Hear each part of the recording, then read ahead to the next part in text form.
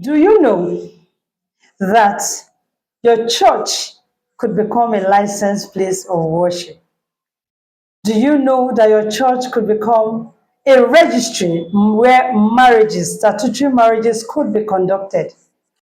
So once again, I remain Victoria Adinia, legal practitioner. Welcome to Marital Vows to Verdicts.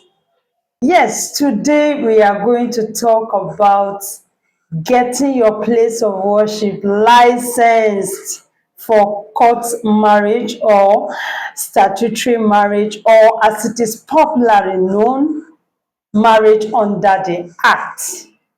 So now welcome once again. Today we are going to list out some requirements, things that needs to be fulfilled, things that need to be on ground for your place of worship to be licensed. And number one requirement is your place of worship must be a public place. It must be a public place. It must be a structure that everybody knows, everybody sees. It must be a public place of worship. We're not talking about small, small churches within locations or inside maybe one corner. No, that's not what we're talking about here. We are talking about a befitting structure. Now, number two requirement, or the second requirement rather, is it must be built with walls. Your place of worship must be built with walls. It is not a place maybe that they use a tent, a bacha, popularly known in Nigeria, or a trampoline, yeah, where they just tie something around and then it's maybe a temporary site. No. Now, it must be a permanent structure. It must be a permanent structure.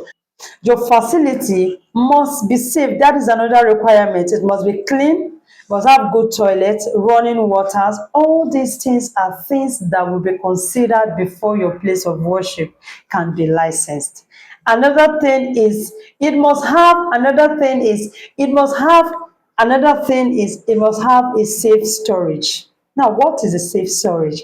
A safe storage is like, let's say, a cupboard, a cabinet, somewhere is safe where certificates could be kept, because all those certificates are very, very vital and important. So you cannot just come and keep them maybe in one office where people can access, pick certificates, go and draft their names on it. No. It must have a safe place where these certificates will or could be kept. And finally, it must have alternative power supply.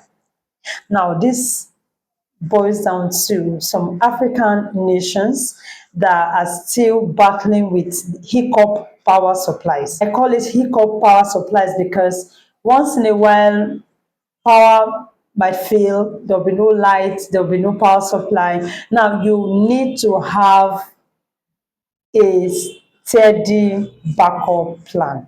Now, you could have a generator or a solar system where immediately the power goes off, the generator comes up or the solar picks up immediately. Yes, all this that we have listed are the requirements that are necessary, things you ought to have in your place of worship.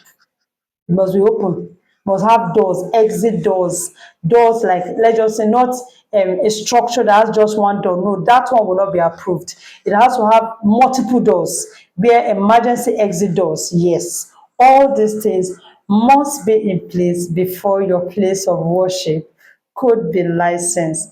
Once again, welcome to Marital Vows to Verdict. If you are yet to hit the subscribe button, please take a second to hit it.